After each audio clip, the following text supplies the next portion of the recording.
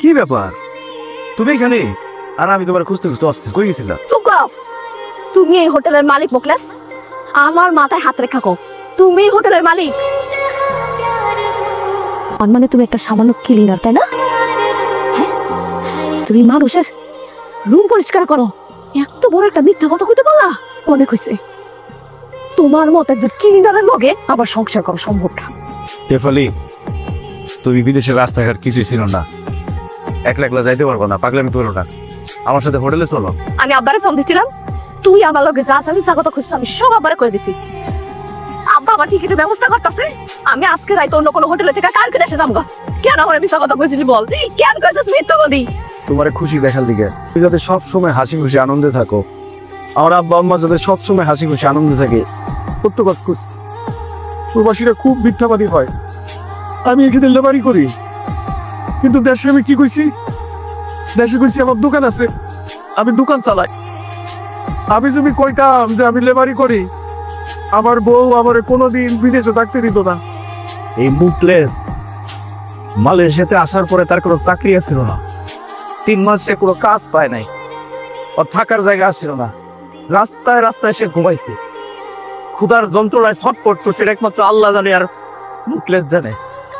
একদিন রাস্তায় বসে খিদার যন্ত্রণায় কান্না করতেছিল, আমি ওই রাস্তা দিয়ে যাইতেছিলাম, আমি ওরা জিজ্ঞেস করছি তোমার কি হয়েছে, সে আমার সব কিছু খুলে গেছে। আমি তার সব কথা শুনে জিজ্ঞেস করছি তুমি কি দেশে চলে যেতে চাও? সে আমারে কয় না, আমি দেশে যাবো না, আমার বাপ মা আমার বউ অনেক টাকা ঋণ করে আমার বিদেশ পাঠাইছে, আমি যদি দেশে চলে যাই তাহলে ঋণ করে শোধ করবো কেমনে? ছোটবেলা থেকে দেখে আসছি বাবা মা খুব কষ্ট করে দিন কাটাইছে, আমার বাপ্পা অনেক স্বপ্ন নিয়ে পাঠাইছে যে আমি এই দেশ থেকে টাকা ইনকাম করবো, বাপ্পার কাছে পাঠাবো, বাপ মা একটু সুখে শান্তিতে দিন কাটাইবো। সে আমার আরো কয়েকটি জানো, আমি নতুন বিয়ে করছি, আমার বউরে একটা ভালো অলংকার দিতে পারি নাই, শাড়ি কিনে দিতে পারি নাই, আমি এই দেশ থেকে টাকা ইনকাম করে আমার বউরে সেই শাড়ি অলংকার কিনে দিব। বিদেশে এত কষ্ট করে টাকা ইনকাম করো, কিন্তু যখনই দেশ থেকে ফোন দিই অনেক ভালো আছি, সুখে আছি, কোনো সমস্যা নাই।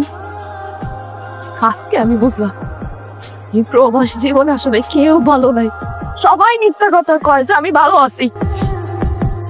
তুমি এত কষ্ট করে টাকা ইনকাম করো, আর আমি ওই টাকা দিয়া গ্রামে শাড়ি চুড়ি গয়না কত কিছু কিনি। তোমার এই কষ্টের টাকা দিয়ে আমি কত কিছু করি, কত বাজে ভাবে ভাই, কোনো চিন্তা করি না যে তুমি কত কষ্ট করে টাকা ইনকাম করতেছ। মোকলেস, আমি আজকে তোমার কবা দিতেছি, তোমার এই ইনকাম করা কষ্টের টাকা আমি একটা টাকাও বাদ খরচ করবো না।